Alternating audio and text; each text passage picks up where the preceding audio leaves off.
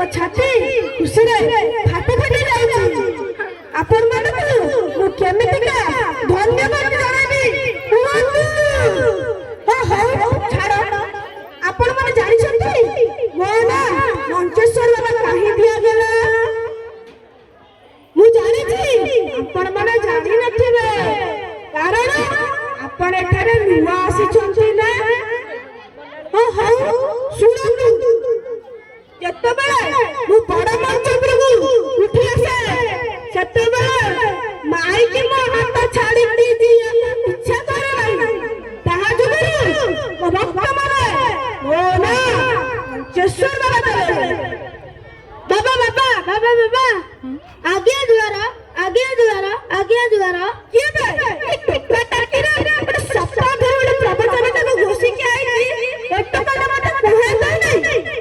ମଞ୍ଚେଶ୍ୱର ବାବା କି, ମଞ୍ଚେଶ୍ୱର ବାବା କି, ମଞ୍ଚେଶ୍ୱର ବାବା କି।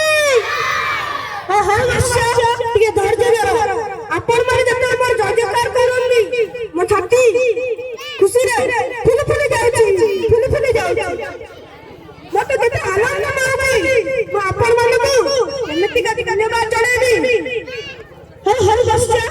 ଏବେ କୁହ ତମେ କୋଉ ବସିଛ ଆଉ କାହିଁକି ଆସିଛ? ଆଜ୍ଞା ମୁଁ ଧାଇଆ ପାଣ ଆରପଟ ଗାଁ ଷଣ୍ଢପୁରରୁ ଆସିଛି। ଆପଣଙ୍କ ପାଖରେ ମୋର ଟିକେ କାମ ଥିଲା। ଆପଣଙ୍କ ପାଖରେ ମୋର ଟିକେ କାମ ଥିଲା। ହଉ ବସ, ତମର ଯାହା କଥା କହିବାର ଅଛି ଖୋଲିକିରି କୁହ।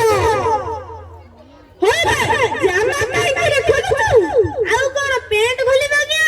କି ମୁଁ ତତେ କହିଲେ ଯା କଥା କହିବାର ଅଛି ଖୋଲିକି କହୁନୁ। ସେଇ ଯୋଗୁ ତ ସାର୍ଟ ପ୍ୟାଣ୍ଟ ଖୋଲୁଛି ଆଜ୍ଞା। ହେ ଭଗବାନ, ଏତକକୁ ମୁଁ କେମିତିକା ବୁଝେଇବି? ହଉ ଶୁଣେ, ତୁ ଏଠିକି କାହିଁକି ଆସିଛୁ, କୋଉ କାରଣ ନେଇକି ଆସିଛୁ ସେ କଥାଟା କହ। ସେଇ କଥା କହୁନାହାନ୍ତି ଆଜ୍ଞା। ଆପଣ ମତେ ଆପଣଙ୍କର ଚାଲା କରି ନିଅନ୍ତୁ। ମୁଁ ଆଉ ଏ ସଂସାରରେ ରହିବାକୁ ଚାହିଁନି ଆଜ୍ଞା। ତମର ସଂସାର ପ୍ରତି କଣ